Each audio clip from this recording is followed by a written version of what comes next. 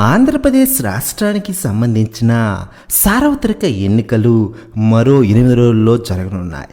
ఇకపోతే ఆంధ్రప్రదేశ్ సాధారణ ఎన్నికలకు సంబంధించిన పోస్టల్ బ్యాలెట్ ప్రక్రియ శనివారం ప్రారంభం కాగా అధిక శాతం ఓట్లు జగన్ సారథ్యం వహిస్తున్న వైఎస్ఆర్ కాంగ్రెస్ వైపు పోలవుతున్నట్లు తెలుస్తోంది. వాస్తవానికి గతంలో నారా చంద్రబాబు నాయుడు గారు ఉద్యోగులను చిన్నచూపు చూడడం, వాళ్లకు జీతాలెందుకని అవహేళన చేయడం ఇవన్నీ ఉద్యోగులకు గుర్తొస్తున్నాయి.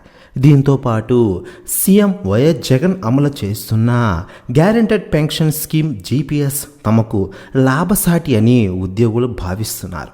చంద్రబాబు ఎప్పుడు ఉద్యోగులకు వ్యతిరేకమే అన్నది అందరికీ తెలుసు. మళ్ళీ అధికారంలోకి వస్తే తమకు మరింత నష్టం అని ఉద్యోగులు భయపడుతున్నారు. దీంతో పాటు శ్రీ నారా చంద్రబాబు నాయుడు గారు చెబుతున్న సూపర్ 6 పథకాలను అమలు చేయాలంటే ఎక్కడలేని డబ్బు సరిపోదు. రాష్ట్ర బడ్జెట్ మొత్తం ఇచ్చినా ఒక మూలకు రాదు. అలాంటప్పుడు చంద్రబాబు గెలిస్తే నిధులన్నీ ఆ పథకాలకు మళ్లించి తమకు అసలు జీతాలు కూడా రావని భయపడిన ఉద్యోగులు జగన్మోహన్ రెడ్డికి ఓటేయడానికి సిద్ధమయ్యారు. ఈ మేరకు ఇప్పటికే భారీగా ఓట్లు ఫ్యాన్ గుర్తుకు పోయినట్లు తెలుస్తోంది. ప్రెస్ ఈ న్యూస్ కూడా తెగ వైరల్ అవుతోంది ఆంధ్ర రాజకీయాల్లో.